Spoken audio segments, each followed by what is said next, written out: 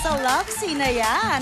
Sarah Geronimo, sinagot ang isyong ayaw makasama si Tony Gonzaga sa pelikula. Rumor has it na tumanggi daw ang kampo ni Sarah na makasama si Tony sa isang movie na sana gagawin nila under Star Cinema.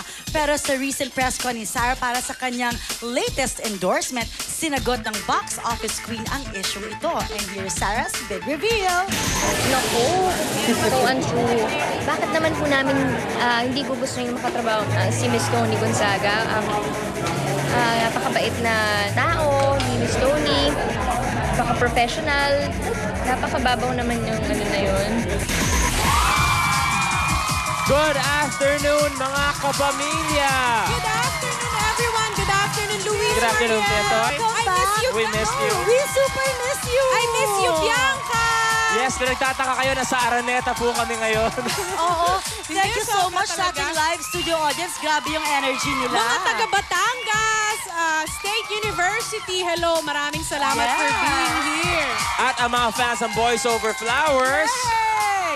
Fancy Enchong, Fancy Piolo, Si Luis Mariel. fans mo, at Yes. syempre ang mga Teamsters. Yes, ang mga mahal na mahal natin yan. Kasi mamaya makakasama natin sa Screen Trigger, the one and only ultimate heartthrob, Mr. Piolo Pascual.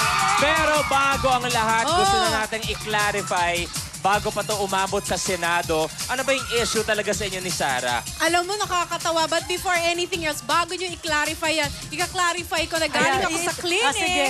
Oo. Wala akong swine flu. Yay! Yay! Yay! Kaya nandito ako ngayon. Nagpa-check talaga ako kaninang umaga. At proud na proud ka, kinuha mo pa talaga yan. Oo, wala akong swine flu. Swine Swine flu. flu. Oo. Pero meron naman tayong issue na wala Ano yung naman Sarah? talaga. Okay. Oo. Alam mo, mahal na mahal ko si Sarah. Talagang bilib na bilib ako sa kanya. Napakahusay niya, napakagaling niya.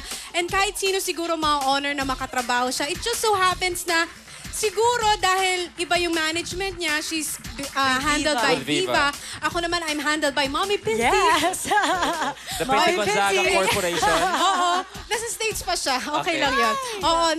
Tsaka ABS. Kaya siguro merong mga talagang Nasa panahon na... energy, na-miss niya talaga tayo. I love Oo, it. kasi nga... Oo. ano, si Hello, Mike- 1 month siyang Oo. nawala.